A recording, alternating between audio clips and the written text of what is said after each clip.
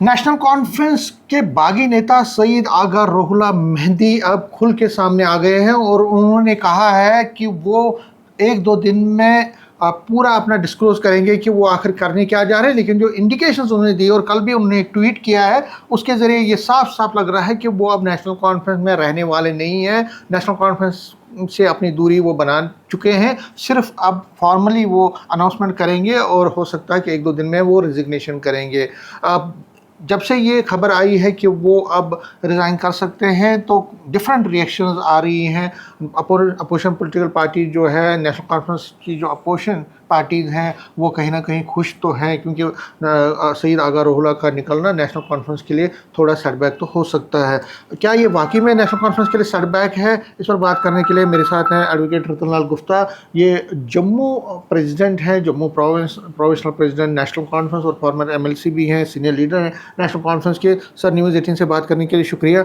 ये जो खबर आ रही है और कल उन्होंने अपने ट्वीट में भी आगा रोहिल्ला ने साफ कहा है कि उन्होंने एक कुरान की आयत का जिक्र भी किया और उन्होंने कहा कि मैं झुकूंगा नहीं, रुकूंगा नहीं, मुझे अब अपनी सही राह देखनी है और हो सकता है कि एक दो दिन में वो फैसला भी करे, जो उन्होंने बाइट में भी कहा है। देखिए, नेशनल कॉन्फ्रेंस ने हमेशा रोहिल्ला साहब की इज़्ज़त की है, मान किया है।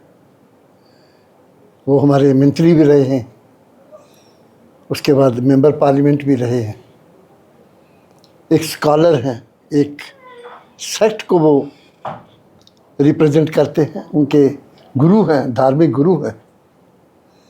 लेकिन सियासत और धार्मिक सिस्टम में बहुत अंतर है।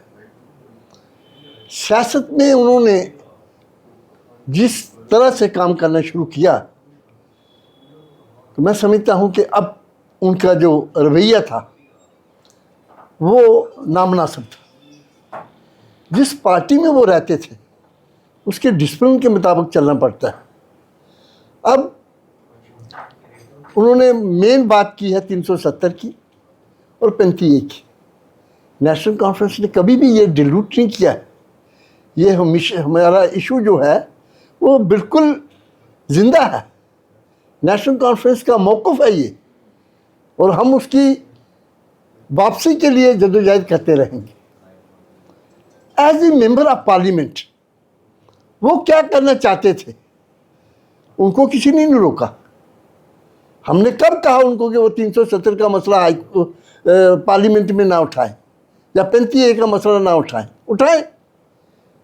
जो वो करना चाहते थे करें, कब किसी ने रोका है। लेकिन दुख की बात ये होती है कि हमारे एक शेर है, फर्द कायम नज़्म ज़बत से है, तन्हा कुछ नहीं। मौज है दरिया में, बैरून दरिया कुछ नहीं। नेशनल कॉन्फ्रेंस समुंदर है, चिड़िया चूंच भर ले गई, नदी ना घटे उम्मीद। अगर थोड़ा सा कोई आदमी चला जाए इस पर, समुंदर से कोई चीज़ निकलती है, आती है, कई नदियाँ आती हैं कि जाती हैं, कोई फ़र्क नहीं पड़ता। लेकिन जब जिस्म का एक हिस्सा चला जाए, दुख ज़रूर होता है कि उन्होंने इतने साल, मैं खुद उनके साथ 96 का इलेक्शन जब था तो हम लोग यहाँ जम्मू के अंदर कई जगहों पर मेरे साथ वो गए, चंद्रकोट वगैरह के इलाके में, तो एक अच्छे थे। उन्होंने हमेशा पार्टी की बात करी, लेकिन रास्ता भटक गए वो। आज बात है स्टेटहुड की। यूटी में आप क्या ले रहे हैं, ना फंड्स आते हैं। आज मिसाल के तौर पर आपने नेशनल कॉन्फ्रेंस दौरे हुकूमत में अब बिजली का टैरिफ बढ़ रहा है, जस्टिफाइड है, 6.83% बढ़ा है। बीजेपी ने इतना हल्ला मचाया है, मैं आपको बता नहीं सकता। उनके दौर में 2017 में कितना बढ़ा था, 13.5 से ज़्यादा। जो रोहिल्ला साहब हैं वो घर घर जा रहे हैं, मतलब हर एक एरिया में जा रहे हैं कश्मीर के, और ये लोगों को याद दिला रहे हैं कि जो असली मुद्दे थे, धारा 370 हो या बाकी चीज़, उससे ये जो गवर्नमेंट है भटक गई है। देखिए, मैं वही कह रहा हूँ ना, मैं उनका हक है जहाँ मर्जी जाए वो, लेकिन दुनिया जानती है कि धारा 370 आने वाली कैसे आएगी। ये बड़ी लंबी चौड़ी जद्दोजहद है।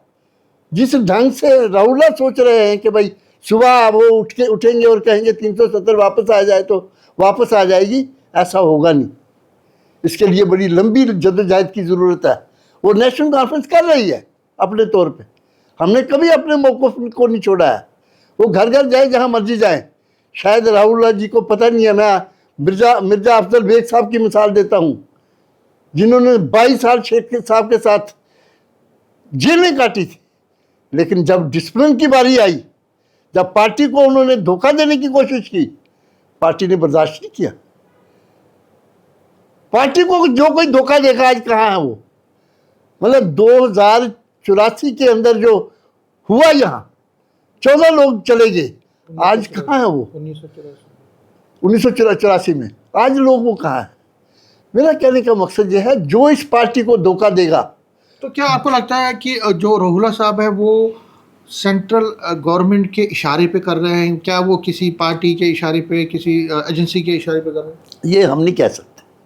ये वही जवाब दे सकते हैं कि किसके इशारे पे कर रहे हैं, लेकिन जो कर रहे हैं वो नामुनासिब है। ये तो बात बनती नहीं है। आपको पार्टी के, अगर किसी जिस पार्टी में आप हैं, उसके आदर्शों के मुताबिक, उसके असूलों के मुताबिक, उसके मुताबिक चलना पड़ेगा डिसिप्लिन में। जब आप डिसिप्लिन से भड़क जाएंगे, पार्टी कह रही है कि इस वक्त ज़रूरत है हमें स्टेटहुड की, तो आपको स्टेटहुड की बात करनी चाहिए। आप पार्लियामेंट मेंबर है, आपको रोज़ वहाँ धरना देना चाहिए, भूख हड़ताल पे बैठ जाना चाहिए। चाहते अगर वो नेशनल कॉन्फ्रेंस से रिजाइन करते हैं, क्या आपको लगता है कि उनको पार्लियामेंट से भी रिजाइन करना चाहिए, जो फारूक साहब उनको कह रहे हैं, और फिर नए तौर से अपना मैंडेट लेना चाहिए? बिल्कुल, ये तो साफ बात है कि नेशनल कॉन्फ्रेंस के मैंडेट पे वो जीते हैं। जी।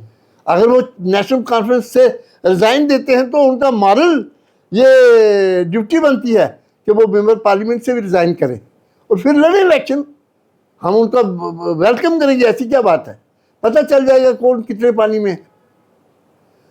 तो हमारा कहने का मकसद यही है कि अगर पार्टी में जब रहना है किसी ने भी, तो पार्टी के डिसिप्लिन के मुताबिक चलना पड़ेगा। जो पार्टी की हाईकमान कहेगी उसके मुताबिक चलना पड़ेगा।